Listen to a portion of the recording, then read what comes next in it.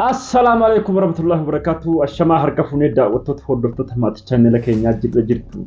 Maatii channela yaaddoo sabaa jirra jirtu. Nageenyi keessan badhaadha. Salaamtaan kiyya kan onirraa burqee iddoo isin jirtan maratti isin bira haga qabdu isin jenna. Daawwattoota hordoftoota keenya baay'ee takkaan dadhabee mana barbaadu irratti cinqamee harkadheetiin jira manaasi.